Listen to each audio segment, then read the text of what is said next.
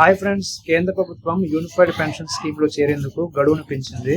మీరు కేంద్ర ప్రభుత్వ ఉద్యోగి అయితే ఎన్పిఎస్ నుంచి యూపీఎస్ కి మారాలా వద్దా అనే సందేహంలో ఉంటే ఈ సమాచారం మీకోసం. ఇప్పటి వరకు యూపీఎస్ కి అప్లై చేసే చివరి తేదీ 2025 జూన్ 30గా ఉన్నా ఇప్పుడు దాన్ని 2025 సెప్టెంబర్ 30 వరకు పొడిగించారు. అంటే ఇప్పుడు మీకు ఇంకా 3 నెలల సమయం లభించింది నిర్ణయం తీసుకోవడానికి.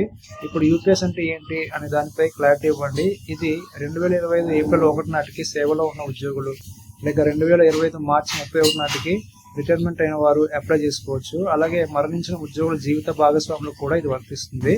యూపీఎస్ లో ముఖ్యమైన విషయం ఏంటంటే ఇది గ్యారంటీడ్ పెన్షన్ కలిగిన స్కీము. అంటే మీరు పనిచేసిన చివరి 12 నెలల సగటు జీతంలో 50% పెన్షన్ గా లభిస్తుంది.